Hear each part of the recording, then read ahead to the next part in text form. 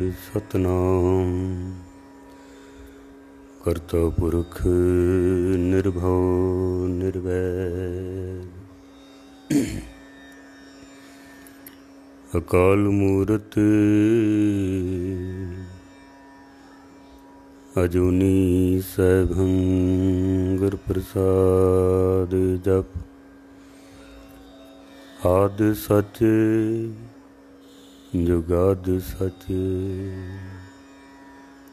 है भी सच नानक होसी भी सच दंडोत बंदन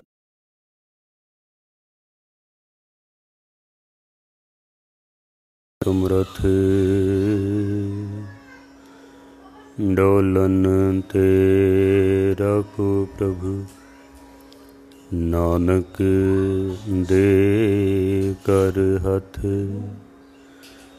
डोलन तेरा को प्रभु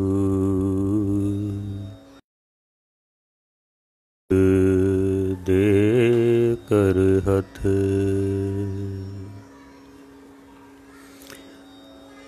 गुरु रूप सत्संग जीओ कुछ समा गुरु क्या विचार आप जी नूं सरवण करा सकां। उस तो पहले 10वें पातशाह की बख्शिश की हुई पावन पवित्र फतेह सनिमर प्रवान करनी। वाहिगुरू जी का खालसा वाहिगुरू जी की फतेह। कल दास ने विचार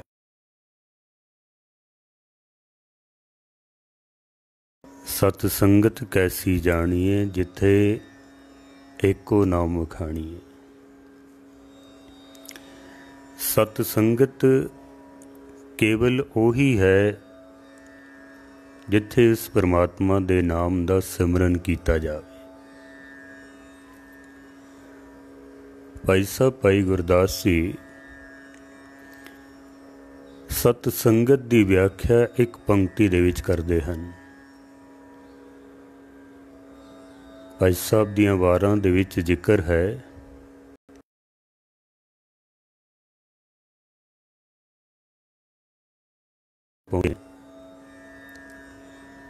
तुम्हारे सच्चे पातशाह जी धर्मशाल करतारपुर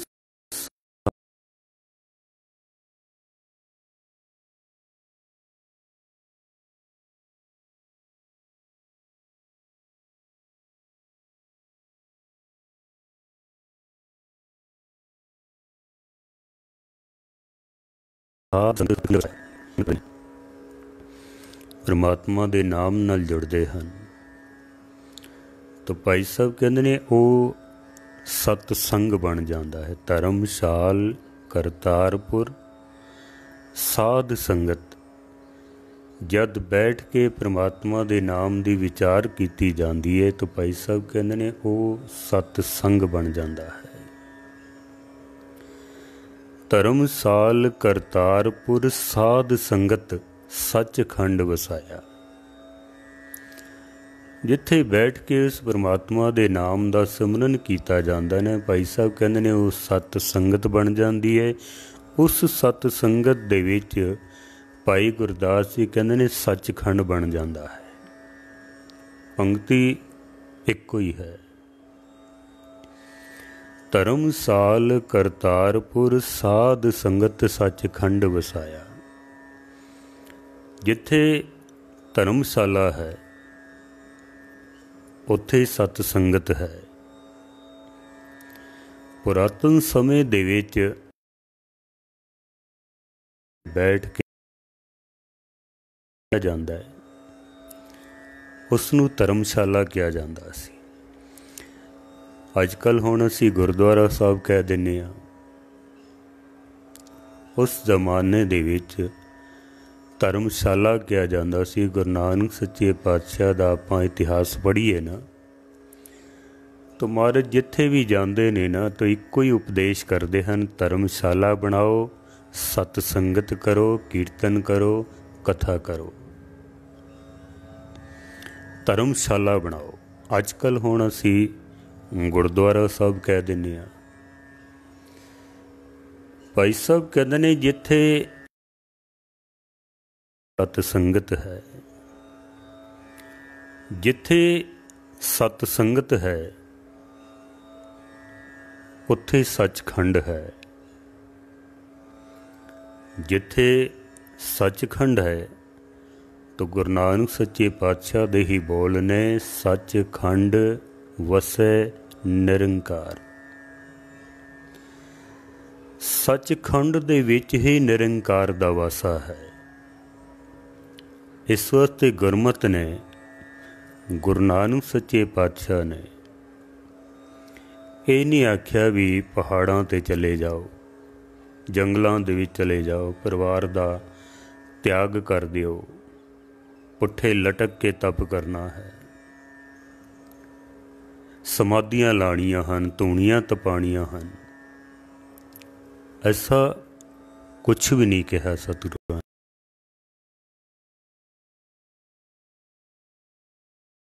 धर्मशाला बनाओ, सतसंगत करो, बस इको ही उपदेश। गुरु नानक सच्चे पातशाह जी कहते ने, जे तू परमात्मा की प्राप्ति करनी है तो सतसंगत कर, उथे निरंकार दा वासा है। मड़िया मसाणा दे विच नहीं है। बाबा मड़ी ना गोड़, गुरु अंगद के हिये माहे, उन सतसंगत और निस दिन बसबो मैं करूँ।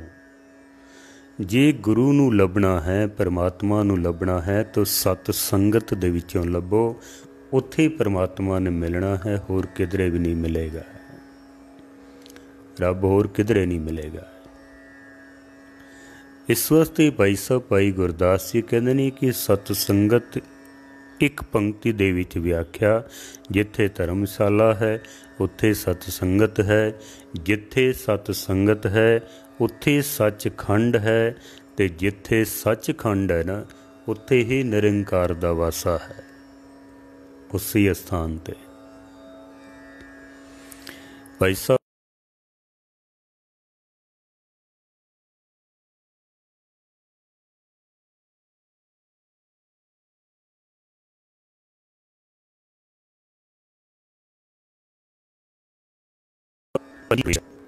है, जप करदा है, तो भाई साहब कहते ने गुरु का सिख है।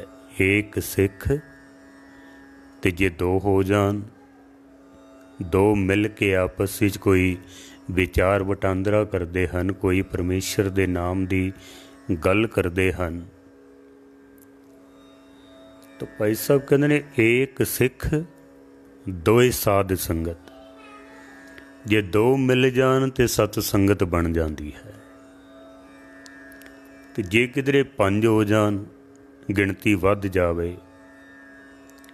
एक सिख दोए साध संगत पंजी परमेश्वर। तो जे किधरे पंज मिल जान तो फिर भाई साहब कहते ने वो तो परमात्मा का ही रूप बन जाता है। गुरु गोबिंद सिंह महाराज ने भी जिस वक्त अपने खालसे नूं ये मान दिता ना कि खालसा मेरो रूप है खास, खालसे मैं हों करूं निवास,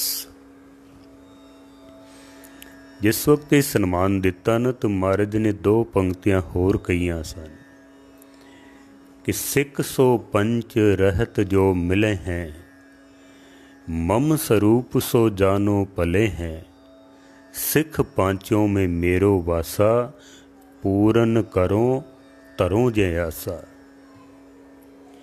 पंज सिख अगर किधरे मिल जाना तो गुरु गोबिंद सिंह महाराज कहते ने मेरा ही रूप समझना, फिर भी मैं ही मिलिया हाँ। पंज दे विच परमात्मा दा वासा भाई गुरदास भी यही कह रहे ने, 10वें पातशाह भी यही कह रहे ने। एक सिख दोए साध संगत पंजी परमेश्वर। अगर दो भी आपस विच मिल के कोई परमात्मा की गलबात करते ने, विचार करते हैं, तो भाई साहब कहते हैं कि वह सत संगत बन जाता है, दो भी होण भावें। गुरु नानक साहब की यही पंक्ति है, महाराज सच्चे पातशाह जी कहते ने सत संगत कैसी जानिए जिथे एको नाम वखाणीए। सत संगत किस नूं कहंदे हन? जिथे एको नाम वखाणीए, जिथे एक परमात्मा दे नाम दी गल होवे। वो भावें दो बंदे ही आपस विच क्यों ना करन, 5 कर लैन, 7 कर लैन, 10 कर लैन, जिथे परमात्मा दा नाम है वो सतसंगत है, बाकी कोई सतसंगत नहीं है। भीड़ नूं कट्ठी कर लेना सतसंगत नहीं है, क्योंकि भीड़ ते बाज़ारां दे विच बहुत है। दुकानां दे विच देखो तुसी कितनी भीड़ है, शॉपिंग मॉल दे विच देखो कितनी भीड़ है, शराब खानियां दे विच बड़ी भीड़ है, जूए खानियां दे विच बड़ी भीड़ है, थिएटरां दे विच बड़ी भीड़ है, रेलवे स्टेशन, बस स्टैंड, हवाई अड्डे बड़ी भीड़ पैंदी है। उत्थे किसी दे घर विआह शादी होवे 200-400 बंदा ते उत्थे भी इकट्ठा हो जांदा वे। किसी दे घर मौत हो जावे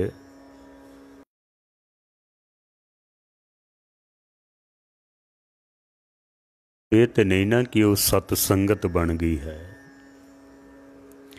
भीड़ भावें जितनी मर्जी इकट्ठी कर लईए वो सतसंगत नहीं हो सकती है,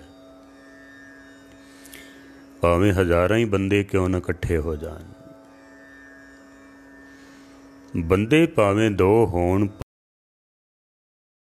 दे नाम दी गल तो महाराज दी बाणी भाई साहब भाई गुरदास जी कहंदे ने ओ सतसंगत है। एक सिख दोए साध संगत, पंजी परमेश्वर। सतसंगत कैसी जानिए जिथे एको नाम वखाणीए। जिथे एक परमात्मा दे नाम दी गल होवे वो सतसंगत है। भीड़ इकट्ठी कर लेना सतसंगत नहीं होंदी है, उन्होंने सत्संग नहीं किया जा सकता है। मैं एक दिन पढ़ रहा सा बाबा नंद सिंह जी कलेरां वाले, कोई समागम से उत्थे ते तकरीबन कोई 5 लाख बंदा उत्थे इकट्ठा होया। 5 लाख बंदा। कुछ जड़े मुखी सज्जन सन उन्होंने ते बड़ी संगत आई है, बहुत संगत आई है। अज तक कमाल ही हो गई है, तकरीबन साढ़े अंदाजे के मुताबिक 5 लाख बंदा पहुंचा है। 5 लाख बंदा। ते महापुरुष हसन लग पे, मुस्करा पे। बाबा जी कहते ने हाँ 2 बंदे आए सन बस। उन्होंने सज्जणा ने आख्या महाराज 5 लाख बंदा आया है, इतना साडा लंगर खर्च हो गया, इतने पकौड़े खा गए ने, इतनियां जलेबियां खा गए ने, इतनी साड़ी खीर खर्च हो गई है, इतनी बाज़ारां दे विच भीड़ सी, इतनी अंदर गुरुद्वारा साहब दे भीड़। जो साडा अंदाजा है तकरीबन 5 लाख बंदा पहुंचा है।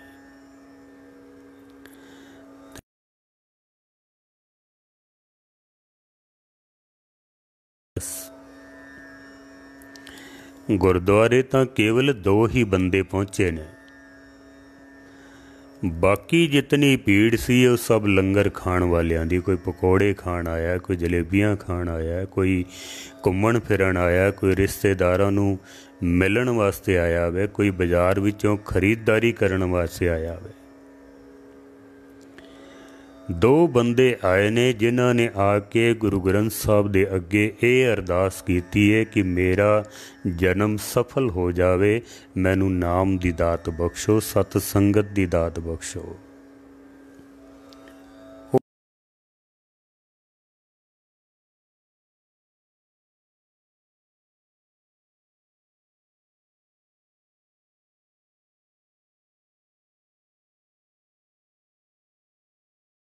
कि साडा जन्म सफल हो जाए, कोई नाम दी दात सानू बख्शिश करो। कि भीड़ इकट्ठी हो जाती है, बाकी तो कुछ होंदा ही नहीं उत्थे, बस भीड़ इकट्ठी हो जाती है।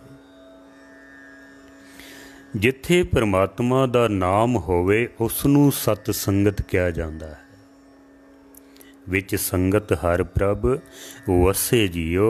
जिथे बैठ के परमात्मा दा नाम दा सिमरन किया जावे, परमात्मा दा वासा उत्थे विच आउंदा है। पर अजकल हुण देखदे हां असीं गुरुद्वारियां दे विच ही बहुती भीड़ ते लंगरां वाली हुंदी है। बस सतसंगत भी चलो कुछ लोग बह भी जान तो उन्होंने ये नहीं पता हुंदा भी असीं बैठे क्यों हाँ, असीं क्यों बैठे।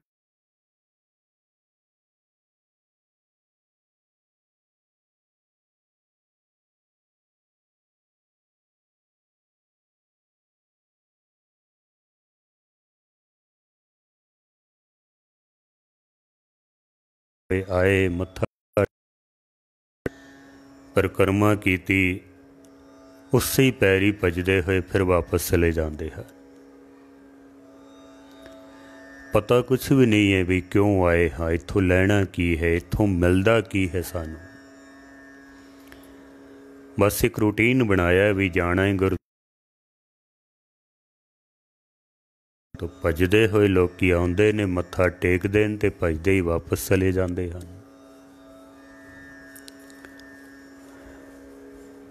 कई बारी तो मैं देखिया भी ग्रंथी सिंह आवाज़ा मारदे ने बई प्रसाद लै जाओ,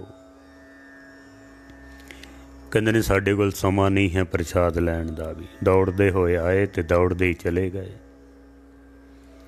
वो बेचारे पिछों आवाज़ा ही मारते रह जाते हैं। जिहदे कोल प्रसाद लैण दा भी समा ना होवे,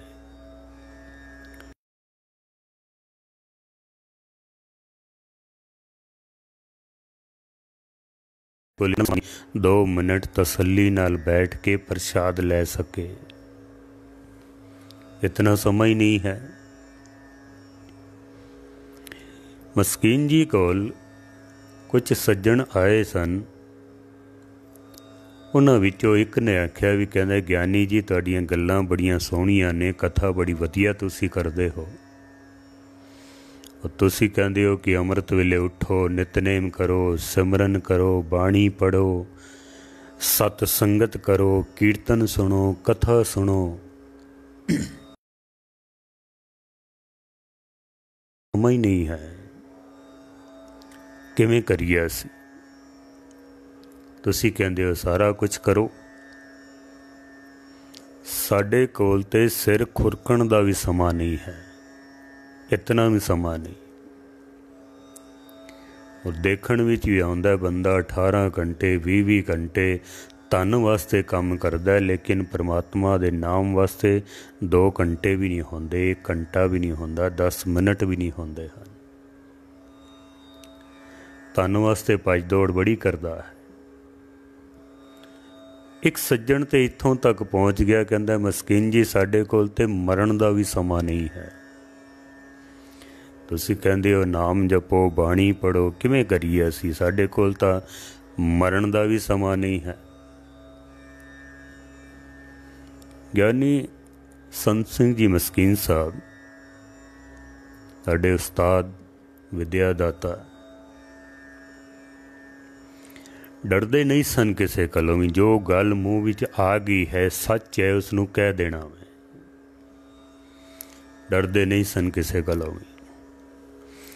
अजकल तो असीं देखते हैं ना, कई संतां महापुरुषों के जिन्हां दे नाल संगत जुड़ी हुई है, किसी की हिम्मत नहीं पैंदी भी किसी नूं कह सकण भी तू केस क्यों कटाना है, तू शराब क्यों पीना है, तू नशे क्यों करदा है, तू गलत काम क्यों करदा है। किसी नूं कहण दी हिम्मत नहीं पैंदी, क्योंकि उन्होंने पता है जे मैं इस नूं मूँह ते कह दिता तो जिहड़ी उगराही मिलती है सब बंद हो जानी है। फिर जो धन मिलता है, जो इन्हां कोलों होर कुछ मिलता है, सब बंद हो जाएगा। इन्हें आना बंद कर देना। डरदे मारे ही किसी नूं कुछ नहीं कहते। लेकिन मस्कीन साहब जी कदी नहीं सन डरदे। जो गल सच है उसनूं कह ही देना, जो सच है वो कह देना है।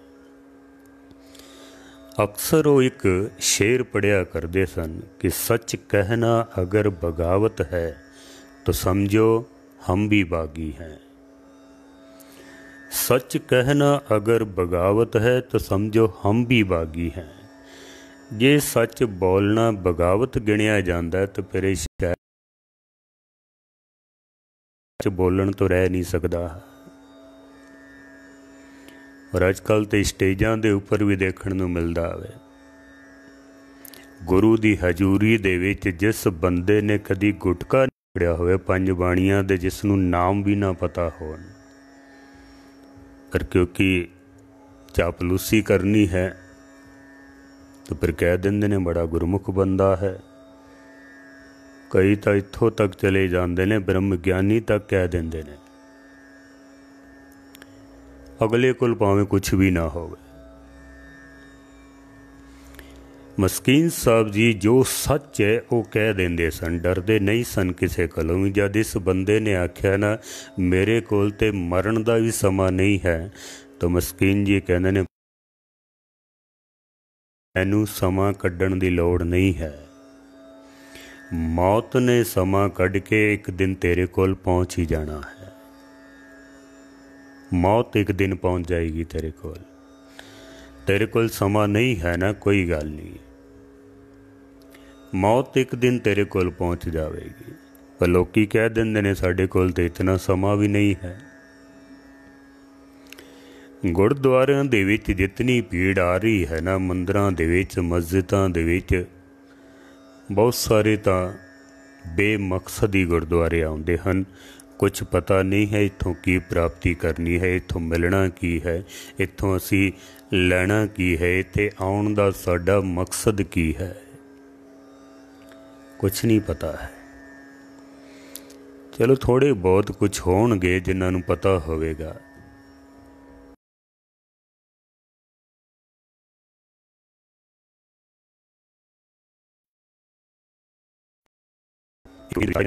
अगर 10,000 लोग बैठे हो ना, सिर्फ 2 जिज्ञासु होंदे ने, बस 2 जिज्ञासु।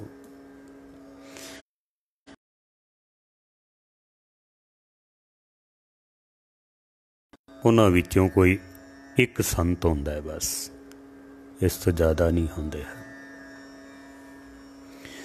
बाकी सब आ रहे ने ते जा रहे हैं, कोई मकसद नहीं है। जद कोई काम बिना मकसद तो किया जाए ना, उदा फिर कोई लाभ नहीं मिलता है। जद कोई मकसद ही ना होवे भी मैं क्यों करदा पिया, उदा कोई लाभ नहीं मिलता है। खास करके धार्मिक दुनिया दे विच ते अगर मकसद ना होवे तो उस कीते हुए काम का फिर कोई लाभ नहीं है। जे मकसद ही कोई नहीं है बिल्कुल भी। वैसे अगर मनुख की जिंदगी दे विच आत मारीए ना, असी अपना जीवन पढ़ीए, एक भी काम मनुख ऐसा नहीं करता जिसका कोई मकसद ना होवे। एक भी काम मनुख दे जितने भी कीते हुए रोज़ाना दे काम हन, हर काम का एक मकसद होंदा वे। बेमकसद असी कोई काम नहीं करते, हर काम का मकसद है। जैसे किसी दुकानदार नूं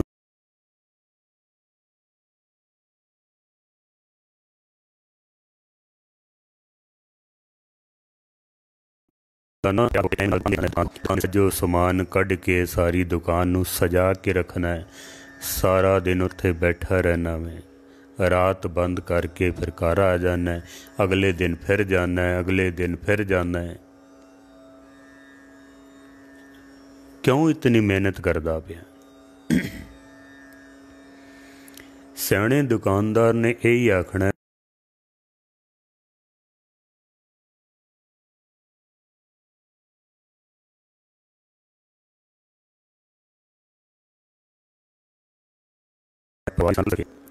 वास्ते मैं इतनी मेहनत करदा पिया, उहदा मकसद हो गया ना भी क्यों इतनी मेहनत करदा पिया।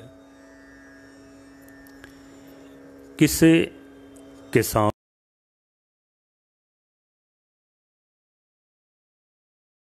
ते तू मिट्टी विच पा देना मैं, खेती का समा हुंदा ना, तो कीमती अनाज बल्कि महंगे बीज खरीद के किसान मिट्टी विच पा दिंदा वे, तो कोई उसनू आखे भी बड़ा मूर्खता वाला काम करदा पिया, महंगा अनाज खरीद के तो मिट्टी विच पा दिता ही। क्यों कीता ही ऐसा? सियाणा किसान यही आखेगा भी एक दाने तो सैकड़े दाने मैनू मिल सकन, इस वास्ते मैं इतने दाने मिट्टी दे विच पा दिते हैं। एक दाने तो सैकड़े मिल सकन, इस वास्ते मैं इतनी मेहनत करदा पिया। उहदा मकसद हो गया ना भी क्यों करदा पिया। इस तरह ही आपां अगर गिणती करते जाइए, किसी नू पुछिए भी तू रोटी क्यों खाना है,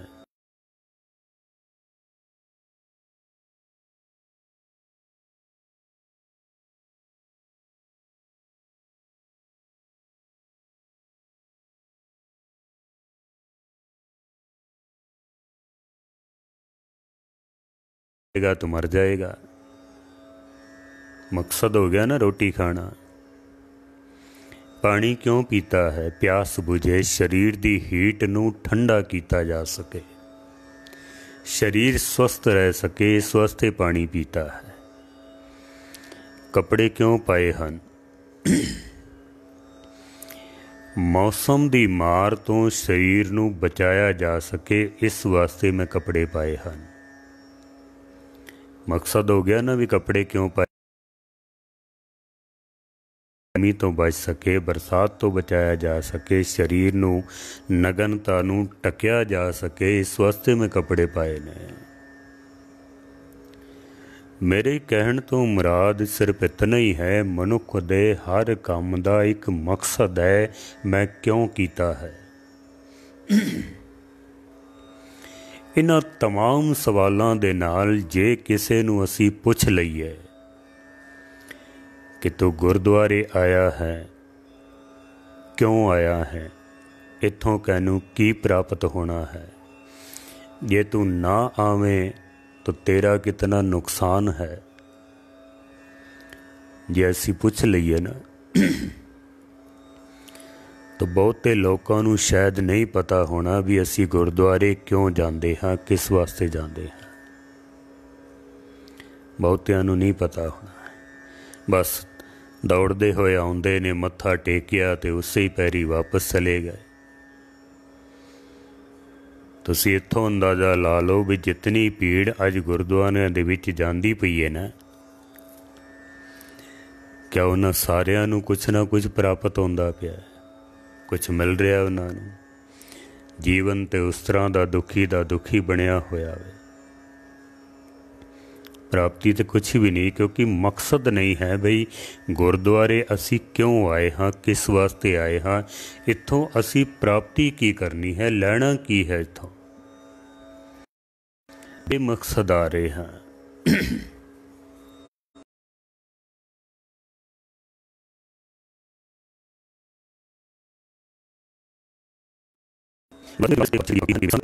गुर प्रसाद परम पद पाया, सोके काष्ट हरिया। साडे गुरुद्वारे आउण दा ये मकसद है कि मेरे माधव जी सत संगत मिले सो तरिया। सत संगत दे विच जाण नाल साडा जीवन सफल हो सकदा है। सत संगत दे विच जाण नाल सानू परमात्मा दी प्राप्ति हो सकदी है। पर जे मकसद दा पता होवे तां है ना। मैं पढ़ रहा सा एक दिन मनोविग्यानिकां नूं, कहंदे ने जे किसी बच्चे नूं असी मां कह दवे कि जा बाजार चला जा ते बच्चा चला भी जावे, इस बच्चे नूं पता ही ना होवे कि मैं बाजारों लैना की है, मैं बाजारों ਲੈਣਾ ਕੀ ਹੈ। ਬੱਚਾ ਸਾਰਾ ਦਿਨ ਬਾਜ਼ਾਰ ਦੇ ਵਿੱਚ ਭਟਕਦਾ ਹੋਇਆ, ਠੋਕਰਾਂ ਖਾਂਦਾ, ਧੱਕੇ ਖਾਂਦਾ, ਸ਼ਾਮ ਨੂੰ ਖਾਲੀ ਹੱਥ ਵਾਪਸ ਆ ਜਾਏਗਾ, ਬਿਲਕੁਲ ਖਾਲੀ ਹੱਥ। ਪਤਾ ਹੀ ਨਹੀਂ ਹੈ ਮੈਂ ਬਾਜ਼ਾਰੋਂ ਲੈਣਾ ਕੀ ਹੈ। ਪਰ ਜੇ ਮਾਂ ਇਸ ਬੱਚੇ ਨੂੰ ਸਮਝਾ ਦੇਵੇ ਵੀ ਇਸ ਰਸਤੇ ਤੋਂ ਜਾਣਾ ਹੈ, ਫਲਾਣੀ ਦੁਕਾਨ 'ਤੇ ਜਾਣਾ ਹੈ, ਇਤਨੇ ਪੈਸੇ ਦਾ ਇਹ ਸੌਦਾ ਖਰੀਦ ਕੇ ਵਾਪਸ ਆ ਜਾਣਾ ਹੈ, ਇਹ ਬੱਚਾ ਸਿੱਧਾ ਹੀ ਉਸ ਦੁਕਾਨ 'ਤੇ ਜਾਏਗਾ, ਸੌਦਾ ਖਰੀਦੇਗਾ ਅਤੇ ਵਾਪਸ ਆ ਜਾਏਗਾ, ਭਟਕੇਗਾ ਨਹੀਂ। ਜਿਹਨੂੰ ਪਤਾ ਨਹੀਂ ਹੈ ਉਹ ਤਾਂ ਬਾਜ਼ਾਰ ਵਿੱਚ ਭਟਕਦਾ ਰਹੇਗਾ ਵੀ ਮੈਂ ਕਿੱਥੇ ਜਾਵਾਂ, ਕਿਹੜੀ ਦੁਕਾਨ 'ਤੇ ਜਾਣਾ, ਮੈਂ ਲੈਣਾ ਕੀ ਹੈ, ਕੁਛ ਮਕਸਦ ਹੀ ਨਹੀਂ ਹੈ ਉਸ ਦਾ। ਪਰ ਜੇ ਪਤਾ ਹੋਵੇ ਨਾ ਤਾਂ ਫਿਰ ਬੰਦਾ ਸਿੱਧਾ ਹੀ ਉਸ ਦੁਕਾਨ 'ਤੇ ਪਹੁੰਚ ਜਾਂਦਾ ਹੈ, ਸੌਦਾ ਲੈ ਕੇ ਵਾਪਸ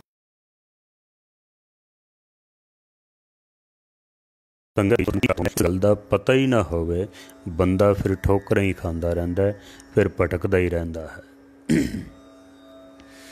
ਔਰ ਭਟਕਦੇ ਹੋਏ ਲੋਕ ਦੇਖੇ ਜਾ ਸਕਦੇ ਹਨ।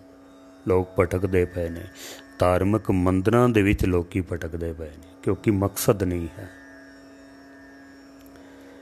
ਤੁਮਾਰੇ ਸੱਚੇ ਪਾਤਸ਼ਾਹ ਦੀ ਬਾਣੀ ਕਹਿੰਦੀ ਹੈ, ਸਤ ਸੰਗਤ ਕੈਸੀ ਜਾਣੀਏ, ਜਿੱਥੇ ਏਕੋ ਨਾਮ ਵਖਾਣੀਏ, ਏਕੋ ਨਾਮ ਹੁਕਮ ਹੈ।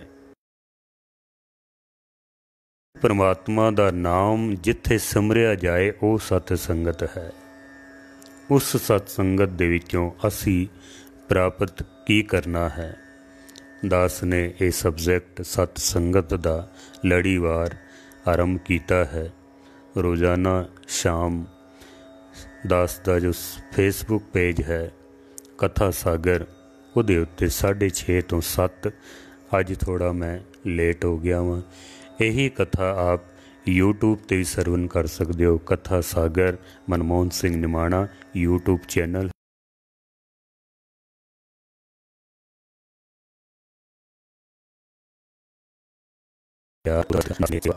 ਕ੍ਰਿਸ਼ਨ ਸਾਹਿਬ ਸੱਚੇ ਪਾਤਸ਼ਾਹ ਜੀ ਦਾ ਵੀ ਪ੍ਰਕਾਸ਼ ਪੁਰਬ ਹੈ। ਸੋ ਸਤਿਗੁਰਾਂ ਦੇ ਪ੍ਰਕਾਸ਼ ਪੁਰਬ ਦੀ ਆਪ ਸਾਰਿਆਂ ਨੂੰ ਬਹੁਤ ਬਹੁਤ ਵਧਾਈ ਹੋਵੇ। ਕੱਲ੍ਹ ਫਿਰ 6:30 ਤੋਂ 7 ਆਪ ਕਥਾ ਸਰਵਨ ਕਰ ਸਕਦੇ ਹੋ। ਭੁੱਲਾਂ ਚੁੱਕਾਂ ਦੀ ਮਾफ़ੀ। ਵਾਹਿਗੁਰੂ ਜੀ ਕਾ ਖਾਲਸਾ, ਵਾਹਿਗੁਰੂ ਜੀ ਕੀ ਫਤਿਹ।